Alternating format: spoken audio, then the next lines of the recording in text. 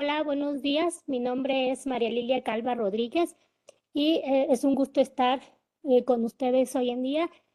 Voy a presentarles el tema titulado Fenómenos sanitario-ecológicos y residuos sólidos urbanos en México. Bueno, para comenzar, la Ley General de Protección Civil define a los fenómenos sanitario-ecológicos como aquellos que se generan por la acción patógena de agentes biológicos, ya sea bacterias, hongos, virus, por ejemplo, que afectan ya sea a la población, a los animales o a las cosechas y pueden causar una alteración en su salud o incluso la muerte. Entonces, bueno, dentro de estos fenómenos se incluyen a las plagas, a las epidemias, a la contaminación de aire, a la contaminación del suelo y a la contaminación del agua y también a la contaminación de alimentos. Pero bueno, los fenómenos sanitario-ecológicos son de origen antrópico y son generados por diferentes factores, ya sea factores sociales como el crecimiento poblacional o la migración, así como el deterioro urbano, ya que en este momento somos demasiados que estamos desplazando ecosistemas, ¿no? Hay cambios en la demanda del consumidor y mal manejo de los residuos. Otros factores son los factores agrícolas debido a la explotación de la fauna silvestre, el uso inapropiado de plaguicidas, químicos y el cambio de uso de suelo. También son generados por la conducta humana debido a los viajes o a la dieta incluso, ya que en algunos países pues se llegan a comer algunos animales silvestres. Entonces esto hace que se generen enfermedades que pues no estaban presentes en el humano. También son generados por cambios ambientales como la deforestación, el cambio en los ecosistemas, la invasión de nichos, las inundaciones, las sequías y bueno, en general los desastres. Además, bueno, también por la baja infraestructura de salud y los cambios de agentes infecciosos, estos relacionados con las mutaciones de microorganismos, la producción de toxinas de los mismos y bueno, a que algunos microorganismos se han hecho resistentes a los antibióticos. Para comenzar, bueno, vamos a desglosar cada uno de estos fenómenos y vamos a iniciar con las epidemias. Las epidemias son un aumento inusual del número de casos de una enfermedad en una población específica y en un periodo determinado. Aquí un ejemplo sería la epidemia en México de influenza que tuvimos en el 2009 de HN1. Y bueno, también es importante mencionar en este tema al brote, el cual es una aparición repentina de una enfermedad en un lugar específico y en un momento determinado. En este sentido, la Secretaría de Salud hace un seguimiento de diferentes enfermedades y bueno, detecta algún brote para llevar a cabo algunas acciones para evitar que estos brotes se vuelvan epidemias. Y bueno, también encontramos el término pandemia, que ya es cuando una enfermedad se amplía diseminadamente y se presenta al mismo tiempo en varios países o inclusive en todo el mundo. Y bueno, aquí encontramos el ejemplo del COVID-19. Ahora bien, en este tema tenemos que se necesitan o se necesita un triángulo que se le llama triada.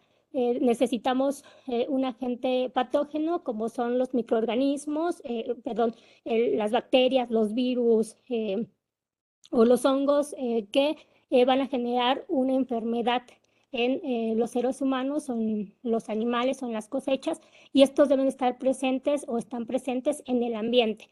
Y se necesita pues al huésped, el que va a alojar a estos agentes patógenos. En el caso de los residuos sólidos, pues vemos que hay muchas personas que están expuestas a estos residuos y pueden enfermarse, ¿no? Estas personas están expuestas principalmente durante la recolecta de estos residuos o inclusive en los lugares donde se disponen, debido a que van al sitio a hacer una pepena, ¿no? En estos tiraderos. Bueno, ahora las plagas son cualquier organismo nocivo o destructor que incrementa su población dentro de un ecosistema y provoca un desequilibrio entre las especies. Cabe recalcar que para el mal manejo o con el mal manejo de los residuos sólidos urbanos, pues puede haber un crecimiento de diferentes plagas o diferentes organismos, diferentes vectores que generan enfermedades en la población. En la tabla vemos algunas enfermedades relacionadas con la mala disposición de los residuos y vemos, por ejemplo, tenemos a los vectores como las ratas, las moscas, los mosquitos o las cucarachas, y bueno, su forma de transmisión y las principales enfermedades que estas producen. Por ejemplo, las ratas pueden producir enfermedades como la peste bubónica, el tifus morino o la leptospirosis. En el caso de los mosquitos, que también conocemos aquí en México, pues el mosquito Aedes aegypti, que genera pues el dengue, pero también puede causar enfermedades como la malaria o la fiebre amarilla, o bueno, inclusive las cucarachas que generan enfermedades como la fiebre tifoidea, el cólera y la yardiasis. En cuanto a la contaminación de agua, pues vemos que es una alteración, ¿no? en los componentes del agua, ya sea por cambios físicos, químicos o biológicos, y esto pues tiene un daño en cualquier ser vivo. Las causas de la contaminación del agua pues son los vertidos de aguas residuales industriales, domésticas y el uso intensivo de agroquímicos, así como la fuga de hidrocarburos y químicos. Y bueno, aquí encontramos a los lixiviados de tiraderos de residuos sólidos a cielo abierto, o muchas veces pues se tira la basura a ríos, ¿no?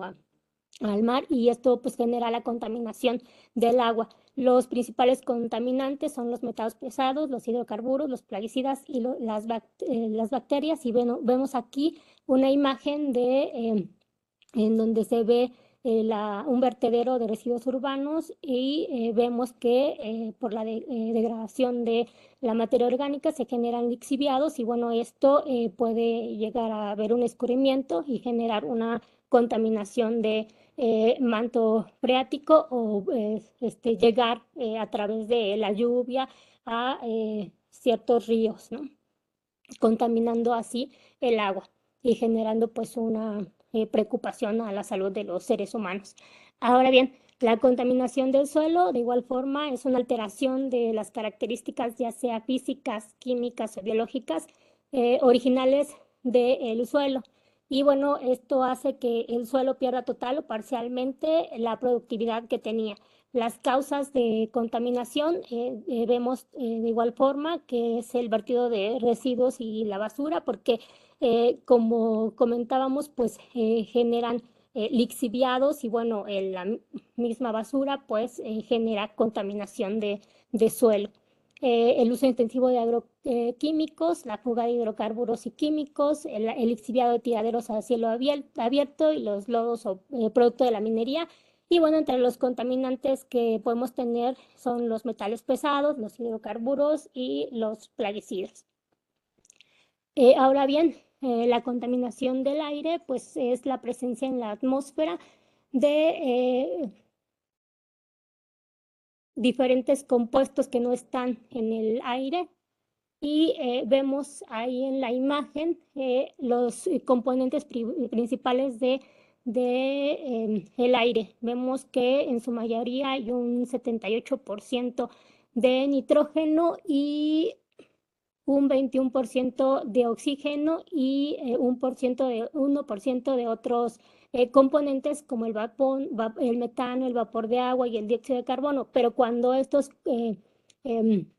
componentes se aumentan en concentración, pues se genera la contaminación del aire. Aquí vemos en esta imagen los principales contaminantes del aire, que son las partículas PM menores a 2.5 y a 10 micras, el monóxido de carbono, el ozono, el azufre, el dióxido de nitrógeno y los compuestos orgánicos volátiles. Y vemos que cuando se dispone los residuos sólidos urbanos, pues hay una composición o se genera, perdón, el biogás, el cual pues tiene diferentes sustancias que contaminan el agua o diferentes componentes como el metano, que es un gran generador de la contaminación y además genera el cambio climático que actualmente vivimos. Y bueno, en esta imagen vemos los efectos de la contaminación atmosférica, de la contaminación del suelo y de la contaminación hídrica. Vemos algunos contaminantes del aire, como son el ozono, compuestos orgánicos volátiles, pues pueden generar desde dolor de cabeza hasta enfermedades o riesgos de cáncer e irritación en la piel. Y por su parte la contaminación hídrica pues puede generar enfermedades cardiovasculares, así como enfermedades en el estómago, perdón, gastroenteritis en este caso. Y bueno, en la contaminación del suelo, pues vemos algunos, como ya mencionábamos, pesticidas, metales pesados, que pueden generar también un riesgo de cáncer, una irritación en la piel y también dolor de cabeza. Esto va a depender, pues, de la concentración de estos componentes, del tiempo y la frecuencia de exposición, asimismo de la edad de los humanos o de la persona a la que está expuesta y el estado nutricional. Ahora bien, vamos a ver el concepto de residuo y bueno, es aquel material o producto cuyo propietario o poseedor desecha y se puede encontrar en estado sólido o semisólido, también líquido o gaseoso, cuando está contenido en recipientes o depósitos. Es decir, por ejemplo, aquí un residuo pues podría ser el aceite que es líquido, pero una vez contenido en un recipiente, pues es un residuo. Y estos residuos pueden ser susceptibles a ser valorizados o requerir sujetarse a un tratamiento o disposición final. Y bueno, ¿hace cuánto generamos residuos? Pues si bien los residuos se generan desde que la población era nómada, esto no representaba un mayor problema debido a que como las poblaciones iban de lugar en lugar, dejaban sus residuos en ese lugar, lo dejaban atrás y estos residuos pues se integraban a través de la cadena alimenticia en el medio ambiente. Pero después se genera la revolución agrícola hace unos más o menos 12.000 años y entonces la población se asienta, empieza a generar sus cultivos y ya no necesitan trasladarse a otros lugares y entonces esto hace que la gente o empieza a haber un crecimiento en esos lugares y entonces así una generación mayor de residuos. En un principio pues se depositaban estos residuos pues no sé, a la orilla de los ríos se llevaban estos residuos, también había una integración de estos al medio ambiente, pero debido al cambio de patrones de consumo y al aumento de la población, pues se aumenta la generación de estos residuos y entonces vemos que actualmente las causas de la generación de los residuos es principalmente, como comentaba, pues el crecimiento urbano, ¿no? Ya somos muchísimos. Y dentro de esto, bueno, también el desarrollo industrial, los bienes de consumo de baja duración, que hace que cuando compramos algún o adquirimos algún producto, pues lo cambiemos de una forma rápida y entonces generemos más residuos. Además, bueno, la economía lineal que tenemos, que es comprar un producto, hacer uso de él y eliminarlo. Lo que actualmente, bueno, está buscándose es cambiar esta economía lineal a una economía circular, de la cual vamos a platicar un poquito más adelante. Y bueno, también una causa de la generación, pues es de los residuos, es la modificación de tecnologías, lo que hace que actualmente haya muchísimos residuos, ¿no? Generación de muchísimos residuos. Bueno, la clasificación de los residuos se pueden dar, bueno, puede ser en residuos peligrosos, que son aquellos que poseen alguna característica de corrosividad, reactividad, explosividad, toxicidad e inflamabilidad, perdón, o que contengan agentes infecciosos que les confieren una peligrosidad, así como envases o recipientes o embalajes que hayan sido contaminados cuando se transfieren a otro sitio. Los residuos sólidos urbanos, del cual es nuestro tema, que son aquellos generados en las casas habitación, que resultan de la eliminación de materiales que utilizamos en las actividades domésticas o de los productos que consumimos, por ejemplo, pues cuando compramos un cartón de leche, y los residuos que provienen de cualquier otra actividad dentro del establecimiento o en la vía pública que generen residuos con características domiciliarias, ¿no? Y los resultantes de la limpieza de las vías y lugares públicos. Y bueno, por último, los residuos de manejo especial, que son aquellos generados en los procesos productivos que no reúnen las características para ser considerados como residuos peligrosos o como residuos sólidos urbanos y que son producidos por grandes generadores de residuos sólidos urbanos. En cuanto a las atribuciones de estos residuos, tenemos que los encargados para el manejo de los residuos peligrosos es el gobierno federal. En cuanto a los residuos de manejo especial, el encargado es el gobierno estatal, y en el caso de los residuos sólidos urbanos, los encargados son los municipios y las delegaciones, de que están encargados pues de generar programas municipales para los residuos sólidos urbanos, del ordenamiento jurídico administrativo sobre los residuos sólidos urbanos, de prestar o concesionar el servicio público de manejo integral de residuos, sólidos urbanos, el registro de grandes generadores de residuos sólidos urbanos, generar los planes de manejo integral de residuos urbanos, así como el control y la vigilancia del manejo de estos residuos, y promover la investigación, el desarrollo, la tecnología y la educación en materia de residuos sólidos urbanos.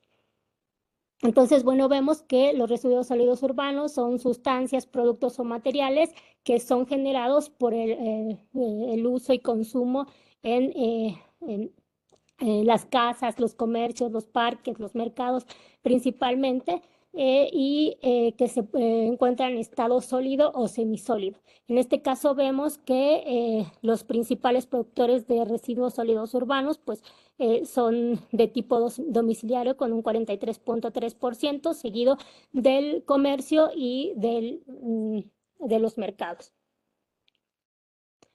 Ahora bien, en la clasificación de los residuos urbanos, estos se pueden clasificar en residuos orgánicos e inorgánicos. Vemos que hay un porcentaje mayor de residuos orgánicos, un 66%, y bueno, estos son considerados una fracción orgánica de los residuos sólidos urbanos, que son todo desecho que es de origen natural, perdón, de origen biológico, es decir, que alguna vez estuvo vivo o fue parte de un ser vivo. Por ejemplo, pues los residuos alimenticios, vemos aquí un ejemplo del hueso, de residuos de jardinería, de la madera, y la fracción inorgánica de los residuos urbanos, pues son todos aquellos desechos que no son de origen biológico y son ultraprocesados. Por ejemplo, vemos el PET, el unicel, el hule, el vidrio o el aluminio. En esta diapositiva vemos la composición de los residuos sólidos urbanos y como comentábamos, pues hay un mayor porcentaje de materia orgánica. Aquí vemos un 47.9%, pero también hay otros materiales como los plásticos con un 10.6%, el papel con un 17.6% y otros, por ejemplo, como el cartón, el aluminio, algunos textiles, ¿no? En menor proporción. Y vemos aquí en esta imagen el tiempo que tardan en degradarse algunos de estos productos. Pues vemos, por ejemplo, que el papel tarda en degradarse 3 meses, la cáscara de frutas unos 6 meses, las colillas de cigarro 2 años, las bolsas de plástico tardan en degradarse de 100 a 1000 años, y por ejemplo el vidrio 400 años, o en el caso del polietileno que nunca se degrada, ¿no? Entonces esto es importante para que seamos conscientes de todos los residuos que generamos y estar conscientes de que algunos de estos tardan muchísimo en degradarse. Asimismo, estos pueden entonces clasificarse para su disposición en residuos orgánicos, que como ya comentábamos, pues son todos aquellos que vienen de algún ser vivo, y los inorgánicos, los cuales podemos separarlos en inorgánicos reciclables o inorgánicos no reciclables, y aquellos que son de manejo especial. Vemos aquí la producción mundial de los residuos sólidos urbanos y según el informe del Banco Mundial en 2018, en el mundo se generaban 210 millones de toneladas de desechos municipales, y en el 2023 estos datos cambian a 2.300 millones de toneladas de desechos. Es decir, que si no se toman medidas urgentes de estos desechos, para el 2050 habrá una generación de 3.800 millones de toneladas. Vemos aquí también la generación de desechos a nivel mundial anualmente, y vemos que, por ejemplo, Asia Oriental y el Pacífico, pues es quien genera más residuos, alrededor de 450 millones de toneladas, y nosotros pues nos encontramos aquí en América Latina y el Caribe con 231 millones de toneladas que se generan anualmente. Vemos aquí en esta gráfica la disposición final de los residuos sólidos urbanos a nivel mundial, siguiendo diferentes estrategias. Vemos que más o menos se ve lo mismo en casi todos, ya que estos residuos son dispuestos en su mayoría en tiraderos a cielo abierto y en rellenos sanitarios. Pero vemos aquí a Europa y Asia Central, quien tiene aquí un porcentaje mayor de disposición en el reciclado, en incineración y en compostaje, ¿no? Más o menos un 50-60% de estos de tiraderos a cielo abierto y relleno sanitario, mientras que, por ejemplo, nosotros que nos ubicamos aquí en América Latina y el Caribe, pues vemos que es casi no sé, más del 80% del casi el 90%, ¿no? Que se van estos residuos a disposición final en rellenos sanitarios y tiradero a cielo abierto. Si bien aquí es un 26.8% el tiradero a cielo abierto, vamos a ver en las siguientes diapositivas que en México pues, es al revés, ¿no? Tenemos bien poquitos rellenos sanitarios y muchísimos tiraderos a cielo abierto. Y solamente un 0.2% se va a compostaje y el 4.5% a reciclado. Ahora bien, entonces, un sitio de disposición es aquel proceso de aislar y confinar los residuos sólidos urbanos, en especial los no aprovechables. Ojo aquí porque lo ideal sería que solamente se vayan a sitios de disposición final aquellos residuos que no son aprovechables, ¿no? Y esto pues no está pasando así en forma definitiva en lugares especiales seleccionados y diseñados para evitar la contaminación y los daños o riesgos a la salud humana y al ambiente. En México, pues encontramos al relleno sanitario, a los sitios controlados y a los tiraderos a cielo abierto.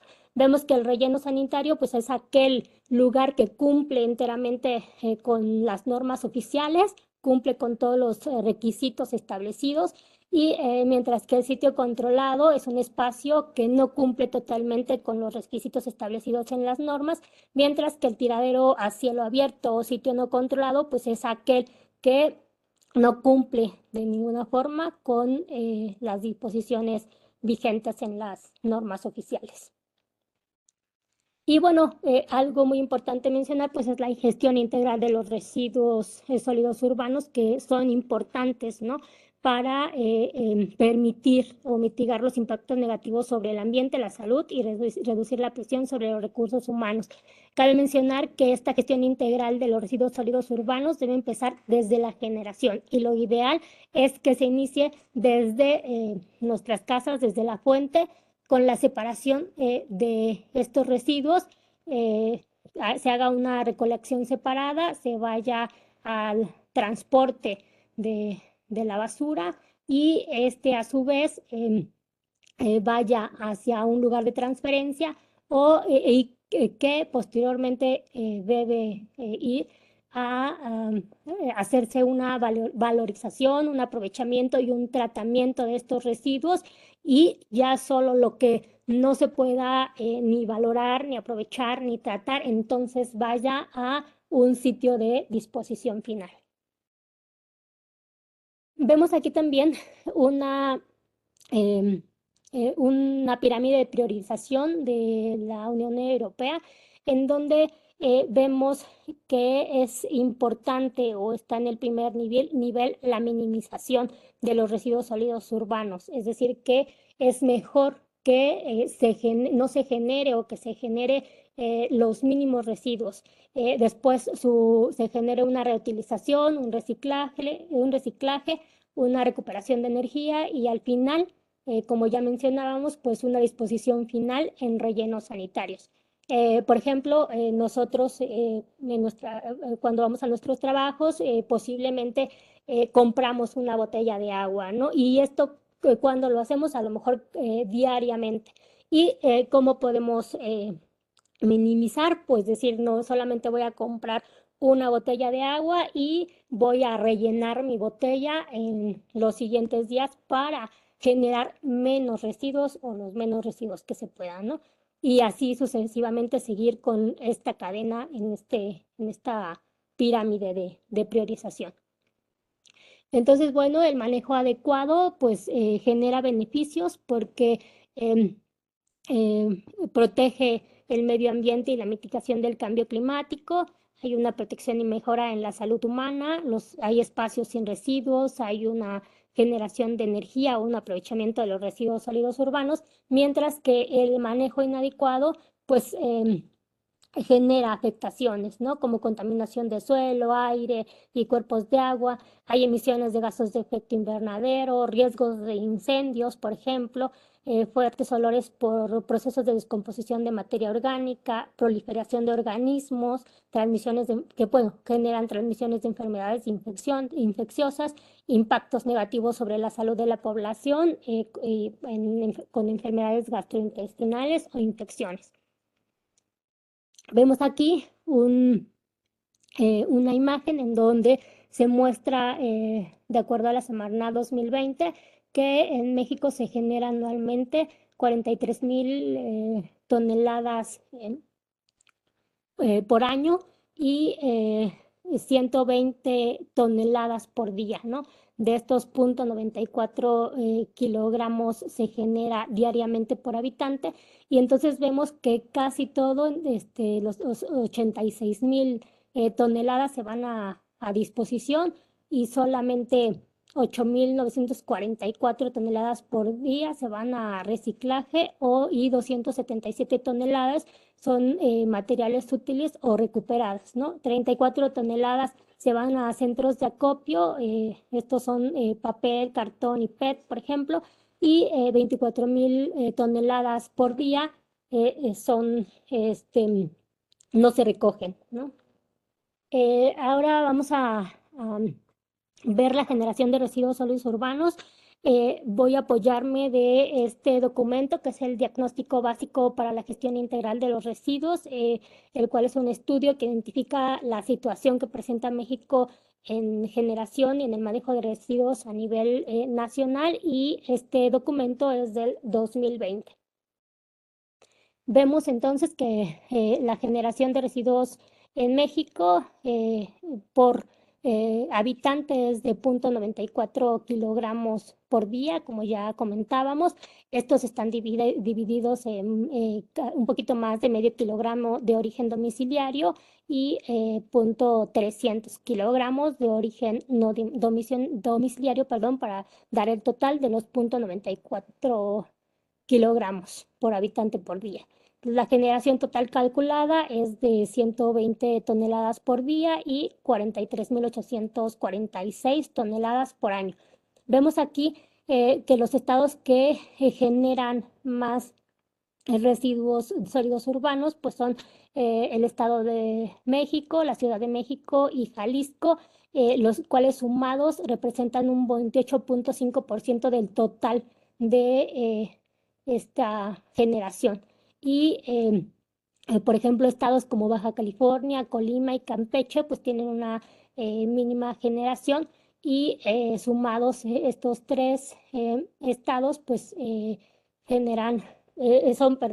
representan un 2,3% de los residuos totales. Vemos también aquí que la composición porcentual promedio de los residuos, en esta tabla vemos que el 31 o casi el 32% son residuos susceptibles a aprovechamiento. Esto quiere decir que son susceptibles a aprovechamiento, no que se estén aprovechando, ojo. Entonces, los compuestos orgánicos con un 46,42% y otros 22,03%. Aquí en esta imagen pues vemos que en su mayoría son residuos alimentarios, seguidos de los residuos de jardinería. También hay papel, miren, una gran cantidad de pañales desechables, 6,75%. Ajá. Hay también PET, papel, plásticos, entre otros.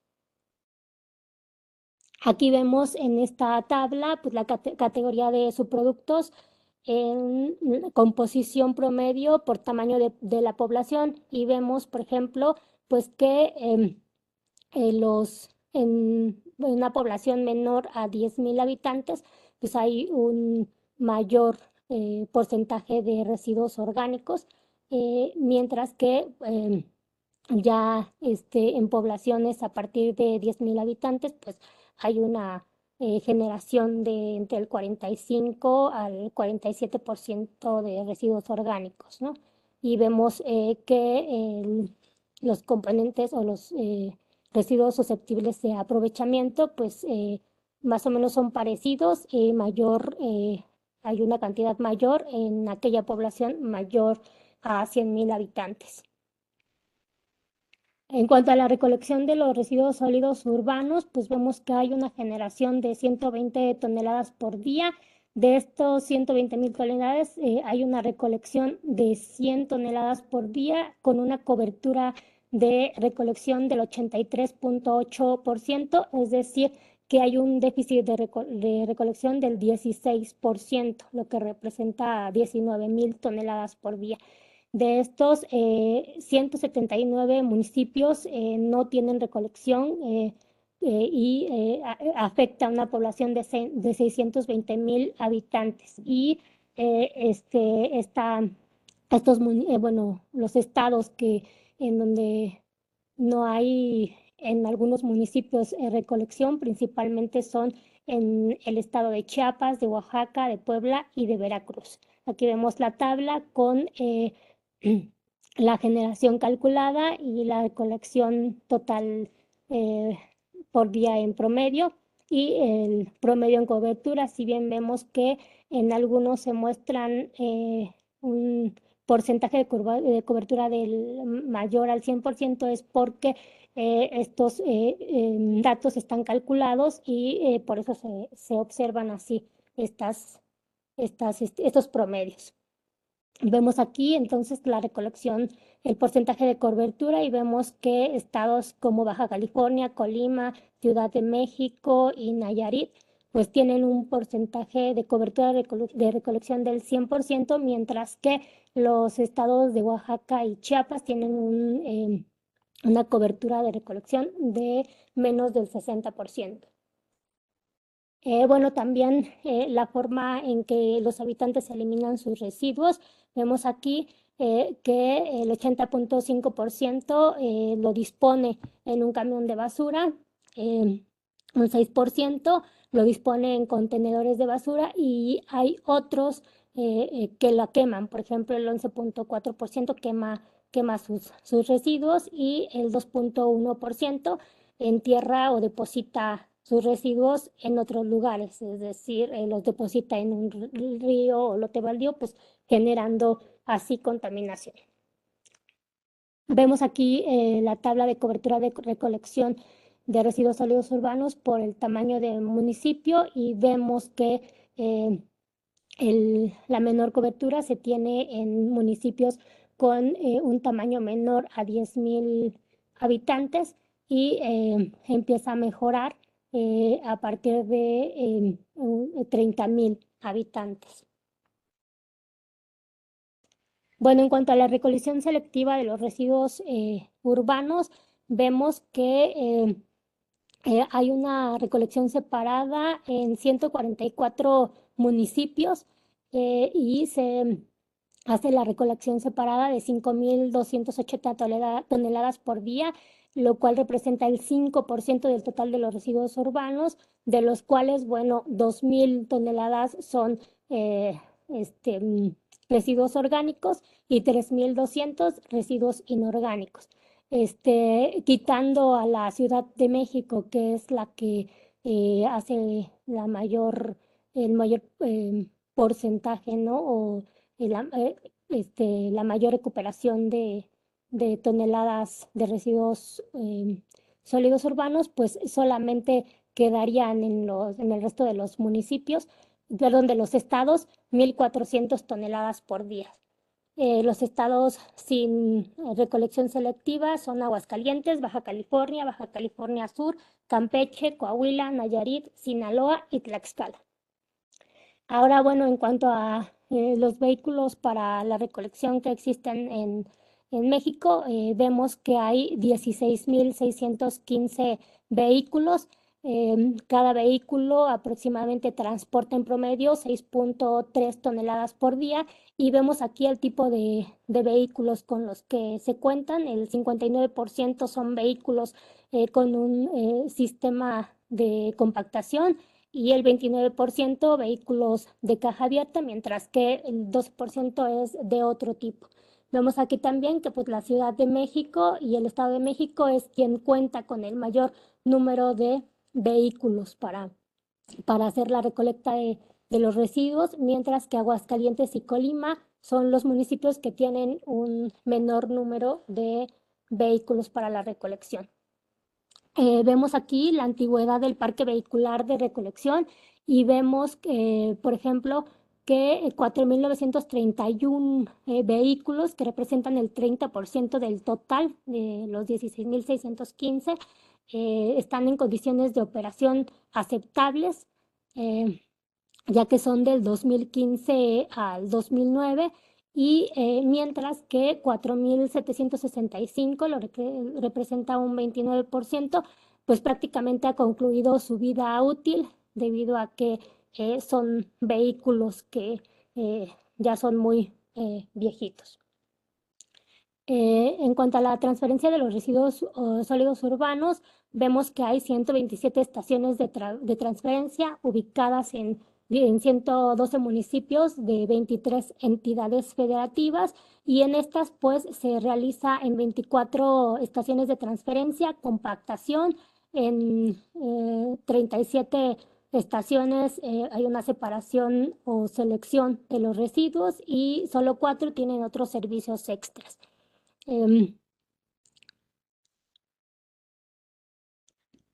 Aquí vemos también las estaciones de transferencia por el tamaño del municipio, y vemos que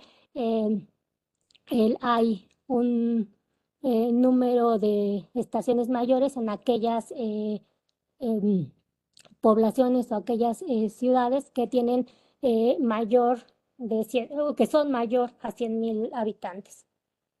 En cuanto a los centros de acopio, pues vemos aquí las tablas, hay 173 centros de acopio en 19 estados, y bueno, estos centros de acopios generan retribuciones por estos residuos que van desde, que dan alimentos o despensas, vales, materiales o dinero depositado en tarjeta bancaria. Y bueno, solamente 128 da retribuciones.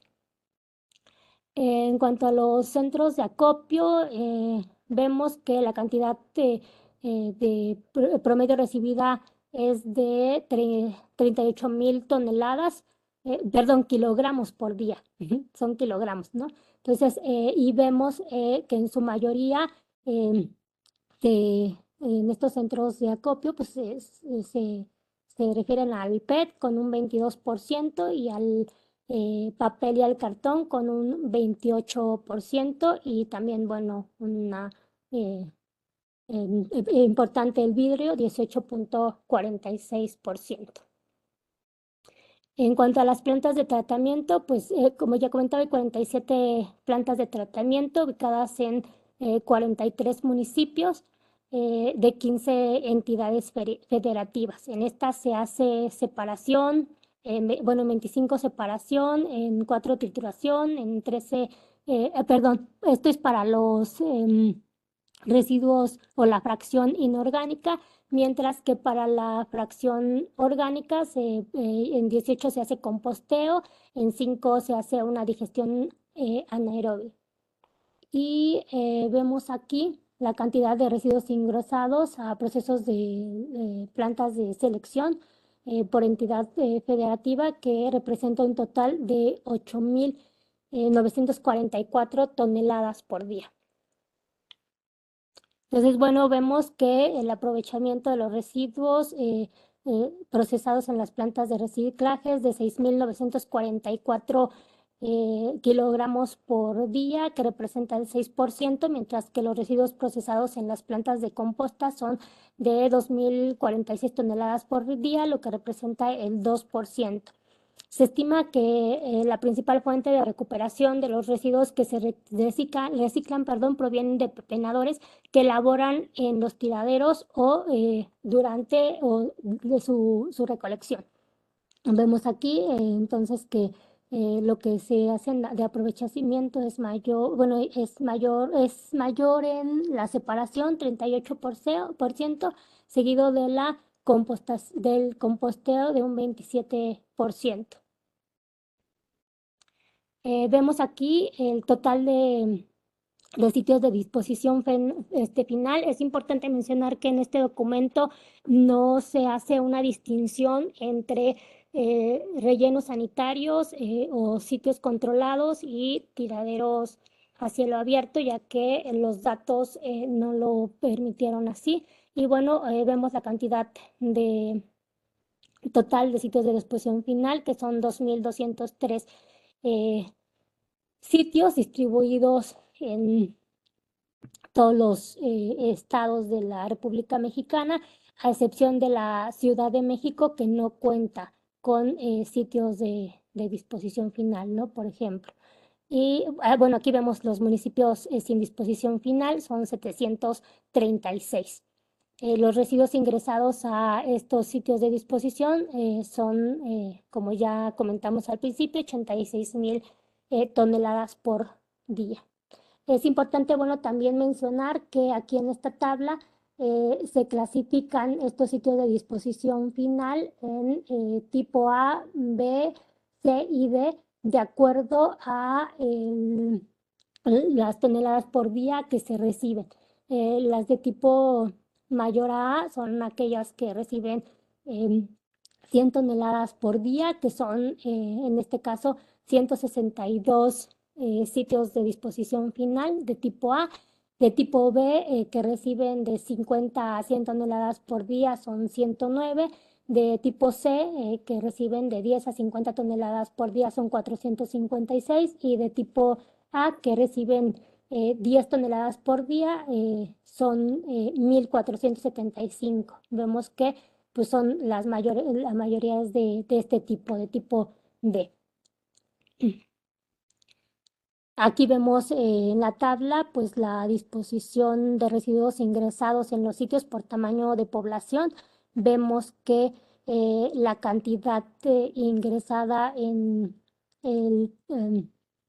aquellos sitios de disposición en donde tienen, o bueno, en municipios que tienen menor de 10,000 habitantes, pues se ingresa una cantidad de 2,000 toneladas por día, mientras que aquellas que son, o en municipios que tienen mayor de 100,000 habitantes, pues hay una mayor cantidad ingresada, ¿no? Vemos aquí 51,000 toneladas por día. Y bueno, desglosados en tipo A, B, C y D, como ya les comentaba.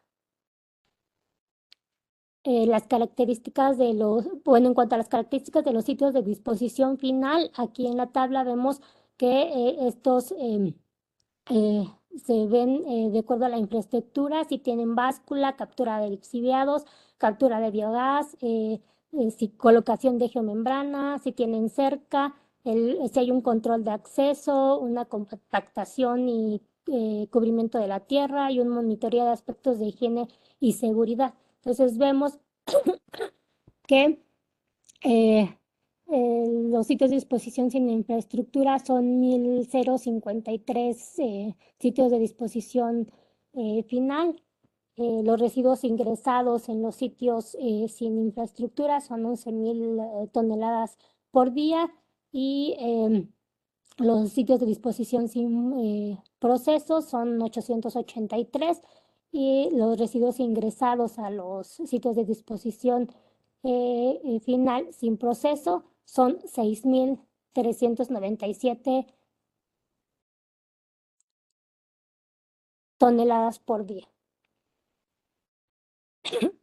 Vemos aquí algunas características de los sitios de disposición final según el inicio de operaciones. Hay 1,440 sitios de disposición perdón, de acuerdo al inicio de operaciones, hay 441 sitios de disposición que tienen o que se instalaron antes de 1994 y de 2000 a 2005, 411, de 2006 a 2010, 385 y así sucesivamente. La vida útil remanente de los sitios de disposición final, vemos que son 1.440 sitios de disposición que representan el 65% de estos sitios de disposición final que han concluido su vida. Es decir, ya no son capaces de recibir más residuos sólidos urbanos. Vemos aquí también que durante el periodo de 2013 a 2018 se dieron recursos federales de 2.373, perdón, de 2.373 millones para cubrir algunos proyectos como son la compra de vehículos de recolección, generar algunos rellenos sanitarios, algunos estudios, hacer trabajos de clausura y saneamiento. Y bueno, a partir de 2019 nos han destinado recursos federales para apoyar a la gestión de los residuos sólidos urbanos. Aquí vemos una tabla de un estudio realizado por Rueda Avellaneda en el 2021. Aquí vemos las características de algunos sitios de disposición final en México. En este estudio se estudiaron 2.197 sitios de disposición final. Y recordemos que en el documento que acabamos de revisar existen 2.203, es decir, que hay una diferencia pues de muy pocos. Y aquí se clasifica, ¿no? El número de rellenos sanitarios se estima en 163%, lo que representa pues un 7% del total de estos sitios de disposición final. No clasifican a ninguno como sitios controlados, mientras que sí hay 2.034 sitios no controlados o tiraderos a cielo abierto, ¿no? Entonces aquí vemos la problemática, ¿no? Porque solamente el 7%, como les comento, pues son rellenos sanitarios bien establecidos bajo normas y pues tenemos un problema realmente como vamos a ver en las siguientes presentaciones de mis compañeros o mi compañera Adriana, de pues que se genera, ¿no? Un problema pues ambiental. El promedio de edad de los sitios de disposición final es de 15.5 años. El promedio de la fracción orgánica aquí se dice que es de un 50%, es decir, que es parecida a la fracción orgánica y la fracción inorgánica. Y hay una cantidad de residuos sólidos urbanos disponibles en los sitios de disposición final de 103 toneladas por día y una disposición per cápita de 0.92 kilogramos por habitante por día. Vemos aquí también de este mismo estudio realizado en el 2021 por Rueda Avellaneda el mapa, ¿no? Con la distribución de los sitios de disposición final en México y pues en rojo vemos aquellos estados que tienen un mayor número de sitios de disposición final. Si recordamos, pues debido a que los residuos sólidos orgánicos son son los municipios los encargados de su gestión. Entonces, pues por lo mismo vemos que estados como Oaxaca o Veracruz, que tienen un mayor número de municipios, pues tienen un mayor número de sitios de disposición final, ¿no? Vemos aquí Oaxaca, que cuenta con 385 sitios de disposición final, y esto pues les comentaba es por el número de municipios que cuenta el estado. Ahora bien, también en esta diapositiva les muestro otro documento realizado por la Secretaría de Medio Ambiente y el INEC, que es el Acta Nacional de Residuos Sólidos Urbanos del 2021, me parece, en donde está integrado o tiene 32 fichas en donde describen las diferentes etapas del manejo de residuos sólidos urbanos en las 32 entidades federativas de México y ubica o trae mapas para ubicar geográficamente la infraestructura existente para dicho manejo. En particular se incluye la localización de los sitios de disposición final para cada entidad federativa, los centros de acopio, las plantas de transferencia y las plantas de tratamiento por entidad federativa. Es de una parte importante de resaltar es que en relación con los lixiviados, solo el 14.2%, es decir, 316 sitios de disposición final, cuenta con esta infraestructura, mientras que para el biogás, pues las cifras son aún más bajas.